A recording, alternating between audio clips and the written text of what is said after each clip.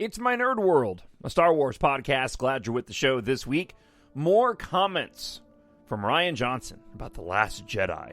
Also, a new Star Wars historical book, doing that thing with my fingers, points to clues about who the Chosen One really is. Kind of lends itself to at least my idea of what the Chosen One really means inside the Star Wars saga films. Also, some rather interesting and testy listener feedback that we'll dive into on the show this week. I'm glad you are with a Star Wars podcast. Let's go ahead and get right to it. It's an instinct. A feeling. The Force brought us together.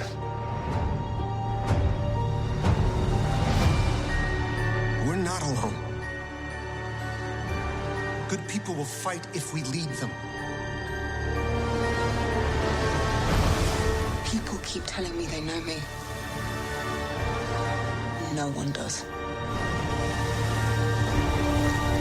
But I do.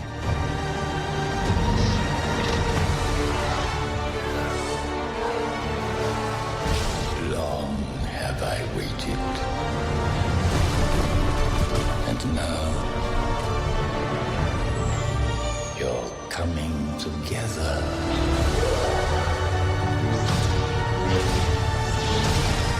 Is your undoing.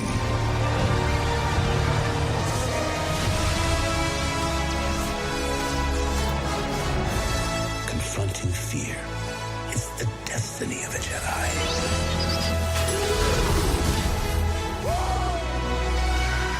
Your destiny.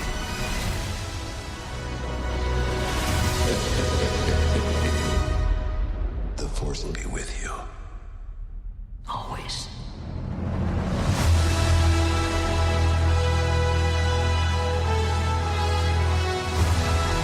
My Nerd World.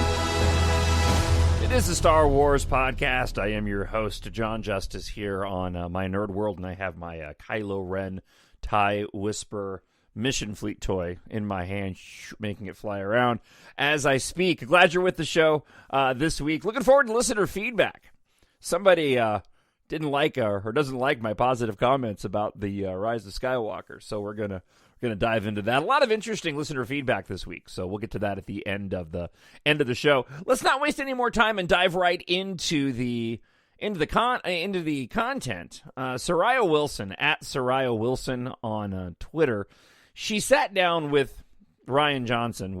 I mean, unless she just keeps sitting down with Rian Johnson, which I suppose is a possibility, but no, what I think happened here is that she did an interview with Rian Johnson that they did not release the audio of, and she's been slowly releasing some of the details of that interview, and so more comments from Rian Johnson this week. It's about The Last Jedi. So let's go ahead and dive into some of what Rian Johnson had to say. She writes this: I asked Rian Johnson if, given Yoda's statements in The Last Jedi and the many mistakes the Jedi have made, was he trying to point to the Jedi in a new direction? He said that his intent was similar to the Snoke situation, which we'll talk about here in a moment. He wasn't trying to make a big sea change for the Jedi Order. While it's possible that things might have shifted in that direction, he wasn't trying to cause them to change. To him, it was all about Luke and his character in that moment, and why Luke is focused on the wrong things, how he is missing the forest for the trees, how he, in a way, is thinking in this grand way in terms of mythology, in terms of the mythos of the Jedi, and he's missing this girl standing right in front of him who needs help. He's not sitting down and talking to Rey, who needs that connection, because he has this grand idea of the bigger picture. Luke needs a kick in the butt in that moment, and Yoda gives him that. To him, that was the essence of the scene, rather than like a big change for the Jedi. He was bringing it up like they did in the prequels, the blind spots of the Jedi Order. Once they get too much power, he says that way it's not even a new idea when it comes to Star Wars. It was something that George was very open and he openly portrayed in the prequels how the hubris of the Jedi Order in a position of power and how that leads to the rise of Vader and Anakin's fall in a way. But given all that, the scene was much more personal and was about Luke not seeing what he needed to, and who was the one character who could make him see it. And this goes back to, before we dive into his comments about Snoke, this goes back to something that I noticed right away, and I don't know how much criticism of The Last Jedi is about this particular issue, but for me, I always understood that that's what Rian Johnson was getting at. And when we talk about Snoke and how he didn't really have a lot of interest in Snoke, it was all about Kylo Ren and Ren.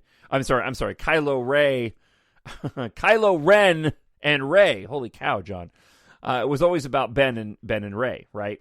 That's where he took their story and expanded upon that which we didn't really know. Everything else that Rian Johnson covered when it came to Luke and when it came to his comments about the Jedi, he's absolutely correct. That was all said before in different ways in prior saga films. And the whole idea of Luke being in isolation in the first place was, one, a Lucas idea before he sold the rights to Star Wars to Disney. But it was also talked about. That was also something that J.J. Abrams did in The Force Awakens. J.J. Abrams was the one who put Luke on that island. It was up to Rian Johnson to decide why he was on that island. And, you usually don't go off in isolation without reason. And usually that has to do with something that's bad. But again, when it comes to the Jedi, he's 100% correct. The hubris of the Jedi and them making a mistake has been talked about a ton in Star Wars before The Last Jedi, and definitely within the prequels. And like I said, I don't know how much of that was a part of the negativity towards The Last Jedi, but I absolutely see where Rian Johnson was coming from, and I have no problems with the statements that he's made, because it's totally true.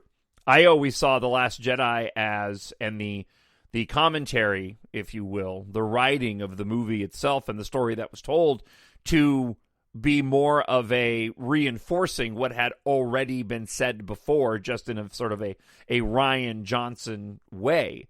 Even when it comes down to the training montage with Rey, I know that there is an argument to be made that Rian Johnson was the one to raise the idea that the Force can be in everybody.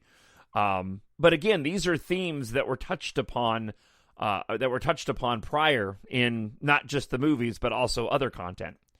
Soraya Wilson also went on to tweet, I asked Rian Johnson, given that there were no outlines or direction given to him, who he thought Snoke was. I shared with him my hope that before the Rise of Skywalker, that he would turn out to be Darth Plagueis, especially since returning from the dead in Star Wars is a feature, not a bug. It's interesting, though, because I'm convinced that if they had gone and made Darth Plagueis, right, if they had made Snoke be Darth Plagueis, which I would have been fine with, there would have been a segment of the fandom that just would have called that fan service, right? So there is no winning anymore when it comes to commentary around Star Wars. He didn't want his answer to come across wrong, but to him, the question of Snoke's identity was fundamentally uninteresting to him.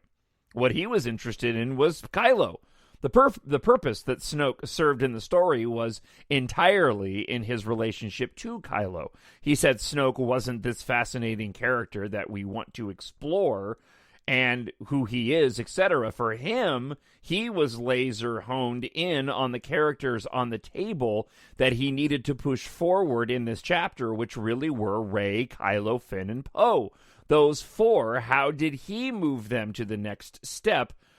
Snoke was a bad father figure to Kylo, basically. He said it got to the point where he realized that instead of repeating exactly the original trilogy, which, if they drew it into the last movie, with Snoke still being the Emperor figure and Kylo being like Vader, is just going to lead to a natural and expected pattern.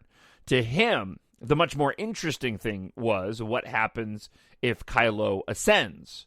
Where does that put him in the last movie where he's in a position of power? To him, that was infinitely more interesting than anything regarding Snoke, who Snoke might be, his focus for those scenes and Snoke was how they could best serve one of the main characters. And I do believe that if it weren't for social networking and the ability that people have to anonymously or, up front voice their opinion on any number of issues when it comes to Star Wars fandom, when it comes to Star Wars movies or any Star Wars content. That also bolsters other people's opinion, and then you get into that sort of groupthink for good and bad. I think if you would strip that away and had the sequel trilogy come out at a time when we didn't have that, like the prequels or like the original trilogy, the issue of Snoke would not have been as big as it ended up being.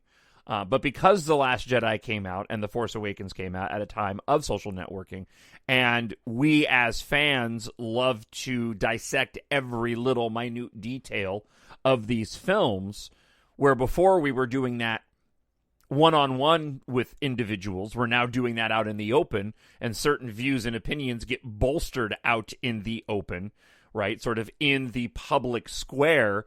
It shifts the way that we go when we talk about these particular issues. And I guess the best example would be going back to the original trilogy and Palpatine. I don't remember having any conversations with my friends with regard to Palpatine after Return of the Jedi came out. Like, who was that guy? They just threw him away. They didn't do any explanation. We didn't care.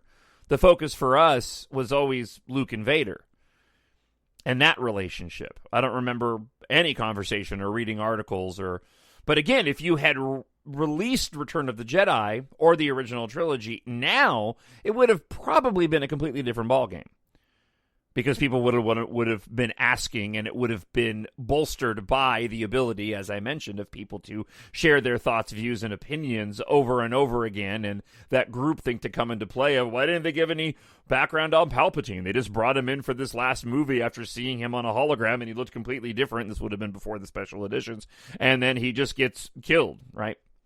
Again, it's for good and bad. It's whatever we go and do with it. And I know that there's going to be, and there has been, a lot of people who liked what Rian Johnson did with The Last Jedi and Snoke, and then thought that that was completely undone. And as a matter of fact, there's actually a listener feedback email this week that kind of alludes to this. That was completely undone with not taking advantage of Kylo Ren's ascension to power and thus bringing in Palpatine at the last film. But this is where that subjective view of art comes into play. There's an argument for individuals that can be very upset with that, and I totally respect that. And then there's an argument to be made, or an opinion to be had, of individuals like myself that didn't have a problem with that liked the fact that Palpatine came back into play at the end, and what that ended up doing for the redeemed Ben Solo relationship with Rey, leading to the end of that film. As always, your thoughts, TalkShowNerd at gmail.com, TalkShowNerd@gmail.com. You can also leave a comment up on YouTube. And one of the comments that we'll get to from YouTube in a bit, and I'll go ahead and take a moment and mention it now. If you are listening to this or watching the video, listening on YouTube, and somebody complained about the ads, and I know there's a lot of ads within these podcasts, you can always, if you're listening to this on YouTube, you can go to any one of your podcast platforms and find My Nerd World there. Just type in My Nerd World and Jon Justice, and you'll find it without the YouTube commercials that get stuck in. The commercials that you normally find you're just going to be hearing are the ones that end up through the Spreaker account. All right, so Inverse put out this article, and I found it rather interesting because it plays into the idea that, and what I've always kind of felt about the issue of the Chosen One within the saga films.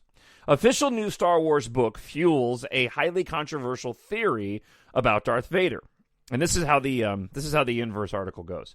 After Anakin supposedly balanced the Force in Return of the Jedi, his ghost later had to ask Rey to bring the balance back in the Rise of Skywalker. So who is the Chosen One?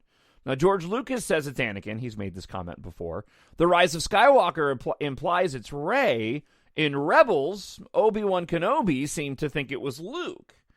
In at least one in-canon short story, Yoda really hoped it was going to be Leia. But a new in-universe biography of the Skywalker family implies that the whole Chosen One thing might not have been any one person. If history had gone differently, or notion of the Chosen One could have... Our notion of the Chosen One could have easily changed. The key to all this Chosen One talk, apparently, is Qui-Gon Jinn. And the question that gets raised is, what if Qui-Gon Jinn had lived? In the forthcoming in-universe Star Wars book called Skywalker, A Family at War. It's coming out on April 6th of this year. Over at StarWars.com, there is a new excerpt from the book that shows off the nonfiction approach to the history of Star Wars as though it was really history. Similar to the Star Trek biographies of Captain Picard or Janeway or the 1984 Dune Encyclopedia, the text of this book pretends to be an in-universe document, complete with a historian looking back at all these events with the fresh eye of a historian. Now, this is an interesting experiment for Star Wars, insofar as what's being presented isn't exactly new canon, but instead it's an interpretation of canon. And within the new excerpt are some few compelling insights. The biggest insight concerns a brief what if about the death of Qui-Gon. And here's a snippet. Had Qui-Gon survived and Maul been vanquished, Anakin would have been raised under the watchful, calm tutelage of a seasoned teacher. Although the two would have likely had their disagreements, Qui-Gon's compassion for the former slave might have well brought about a different outcome. Perhaps Qui-Gon himself would have helped his Padawan return to Tatooine and free the slaves. At the very least, he would have empathized with Anakin's restlessness. Let me back up and try that again. At the very least, he would have empathized with Anakin's restlessness, with the strict Jedi code, offering solutions beyond the scope of Obi-Wan Kenobi's regulation-driven mind. Perhaps Shmi Skywalker would have been saved. In a Qui-Gon-centric timeline, Anakin's mother not getting killed by Tusken Raiders changes everything. In some senses, it suggests, ever so subtly, that the idea of the Chosen One was partially in Qui-Gon's mind. So, was Anakin really the Chosen One? If you ask George Lucas, again, the answer is yes. But like the slightly unrefined narrative of this new Skywalker family book, it's tough to pin down any kind of truth when it comes to the Chosen One. Again, the Rise of Skywalker happened. Rey had to rebalance the Force. Or in my mind, had to rebalance the Force. I'll get back to that in a moment. The idea of an alternate world with Qui-Gon as Anakin's master is interesting for a lot of reasons. For one thing, it's possible that Qui-Gon would have had to leave the Jedi Order to actually train Anakin. Recall that in The Phantom Menace, the Council straight up tells Qui-Gon that he can't train Anakin. By the time of The Last Jedi, Luke is not sure if the Republic-era Jedi really has their stuff together at all. The idea that Qui-Gon could maybe have trained Anakin to use his powers while also rejecting some old Jedi dogma feels impossible. Now, Ahsoka is a good model for this. Sure, by the time of The Mandalorian, she's self-identifying as a Jedi, but during Rebels, Ahsoka specifically says, "I am no Jedi," and instead forges her own path as a do-gooder who uses the Force and busts out lightsabers. Could Qui-Gon and Anakin have had a similar path had Qui-Gon lived? Qui-Gon believed Anakin was the Chosen One, but as Anakin grew up, it's clear he was gaslit into believing he was the Chosen One by the people who distrusted the term on principle. The idea that Anakin was destined to become Darth Vader is ingrained into our reading of Star Wars, but this kind of thinking also robs the characters out of agency. In some senses, the unevenness of the sequel trilogy actually gives people like Kylo Ren and Rey more agency, according to the Inverse article, because you never feel like the story must go in one direction or another. When Ben Solo makes choices in The Force Awakens or The Rise of Skywalker, it doesn't feel like the will of the Force, it feels like a choice. Sadly, for Anakin, after the death of Qui-Gon, that kind of agency never really seems possible. The narrative pushes the character toward what he had to become. So, all of this in the article sort of falls into my mind, my own personal view of what I thought the Chosen One actually was. I've always felt that the Chosen One deal was actually the answer to moving the saga forward, in as much as it's a never-ending process. Darkness rises and the light to meet it. So, for example, when you go on a diet and then you actually go and meet your goal, if you do, congratulations. If you go on a diet and you meet your goal, that's not the end of your journey. You have to maintain. And therefore, your eating of a meat lover's pizza in its entirety would be the darkness rising again, to which the light would have to meet it in you going and, working out and not eating anything bad for the next few days to take care of the 5,000 calories you just ate in that meat lover's pizza. I remember going and training comprehensively for the first time a number of years ago. I was doing an endorsement with the radio station that I worked with, and I was going to meet with a kettlebell trainer, and we were going to go on a strict diet and do a lot of weight training. And I remember asking my trainer, so what happens if I lose all this weight and I get ripped and muscular? Like, is that it? Like, I didn't know how the process worked. No, you don't just get fit and ripped and that's it. You have to continue to maintain that. And oftentimes, that's why people do yo-yo diets, right? So if you go to the light in dieting, you end up going back to the dark side and getting fat again, right? You look at life, and it's really never a good thing for one side or another to have total control. There is always going to be a balance there. So, getting back to actual Star Wars, I'd always felt that the whole idea of the Chosen One was kind of a never-ending process, and this would be the key to the franchise moving forward, in that we would see multiple Chosen Ones who would have to bring balance to the Force through some kind of conflict with another baddie, right? Looking at Star Wars through this lens, many stories, both big and small, can be told this way and have been told this way. But the big galaxy at risk sized tales are the ones that could really benefit. You imagine a new set of saga stories where we actually aren't even sure who the Chosen One is, and we go into a journey within the films to find out. We could go back to, and we're probably going to when it comes to these films, you go back to stories that took place at the beginning, and you can see how the whole process ends up working out. The idea within The Matrix, as being the one person that actually enjoyed all three movies, was that Neo was the one, but that there were many ones that came before him. And there would probably be many ones that came after him. At the end of those three films, there's a balance that ends up taking place between the AI that had destroyed Earth through us trying to counteract it, right, to fight against it, and Neo finding a common ground on how we could, both the humans and the AI could go and coexist together.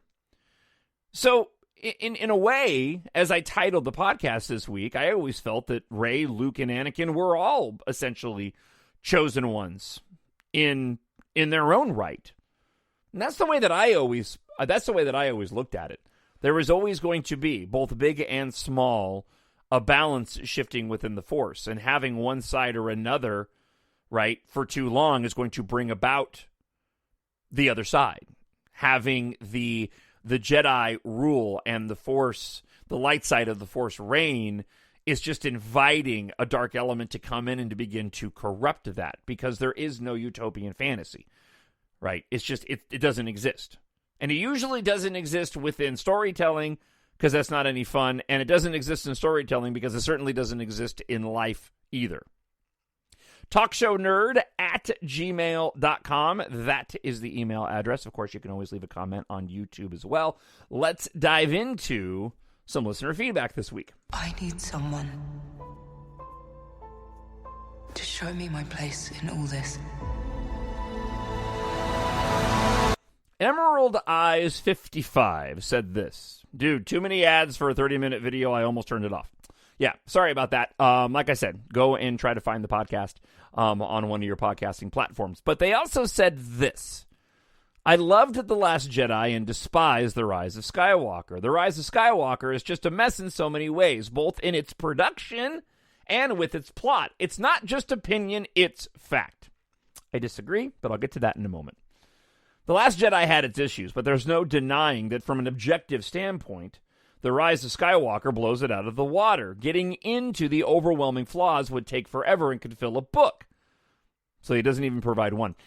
You can love The Rise of Skywalker as the day is long, and I'm happy that people enjoy it, as it would have been a total waste otherwise. But if you put your opinion to the side and really looked at it from an objective screenwriter's / editorial perspective, it shouldn't have made it to the screen. Okay, so what I wish that Emerald Eyes would have done here was the production part of it.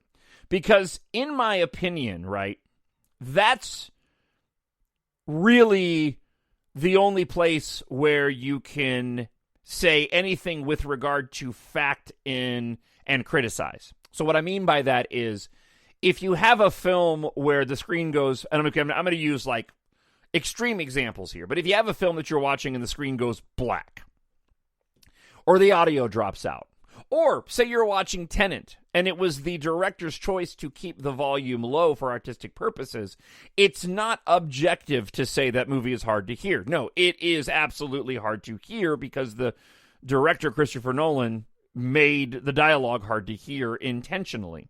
So from a production standpoint, I don't know what he is referring to. The movie is beautiful. There's no issue with the sounds. The special effects are spot on.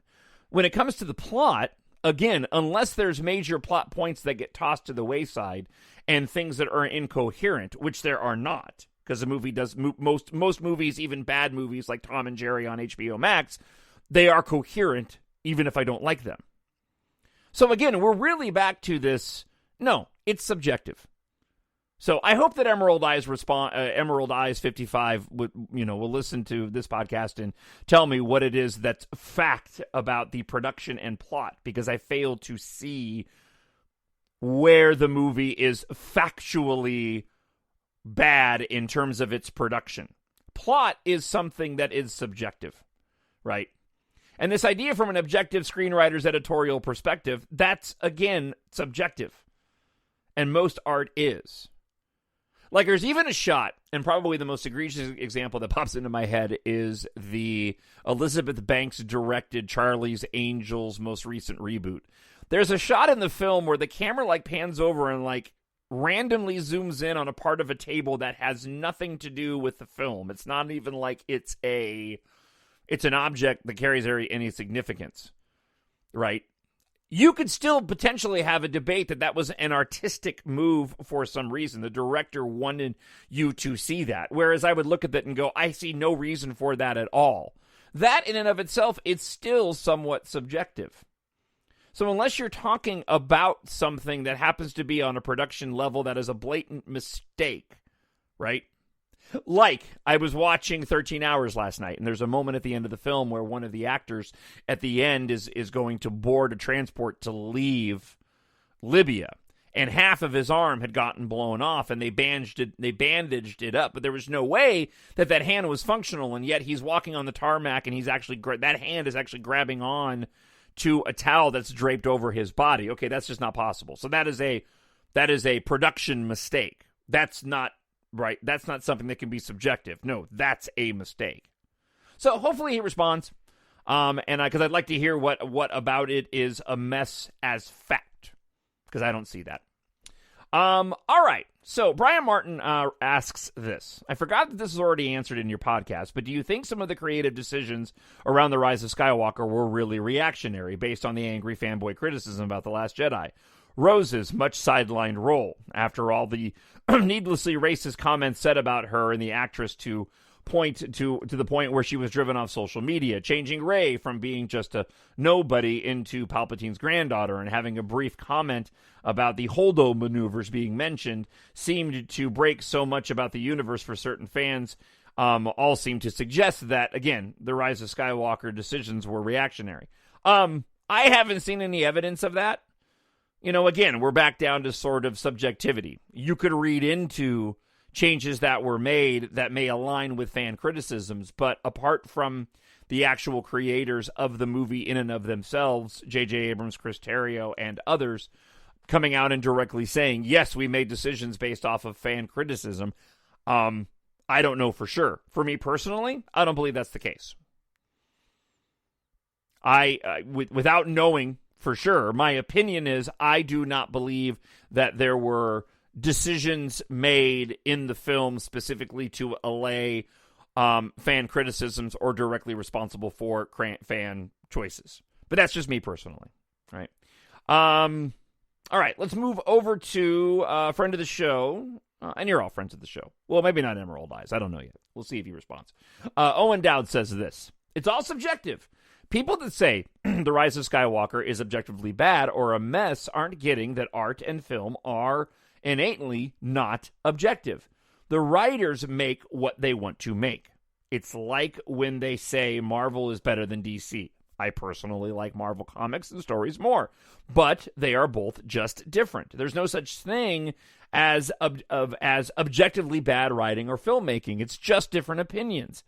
As a side note, are you excited for all the old Star Wars shows and films coming to Disney+?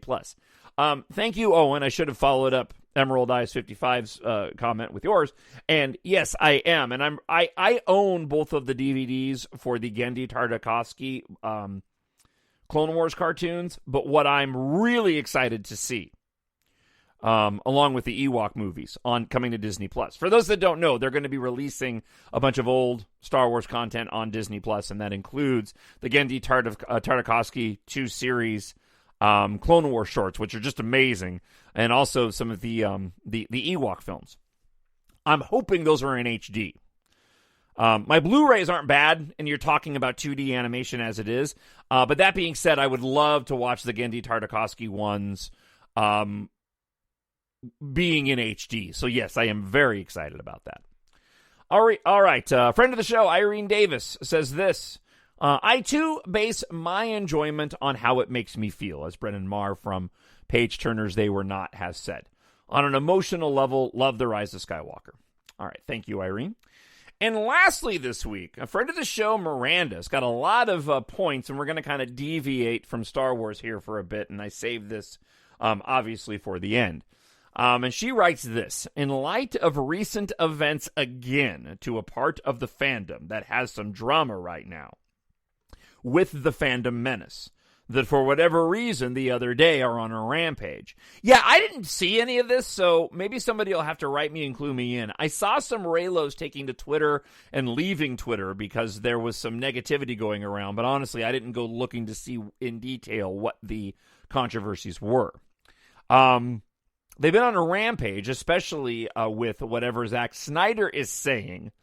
Well, you know what? Let me be unapologetically blunt here. Why don't you people stop acting like trash human beings?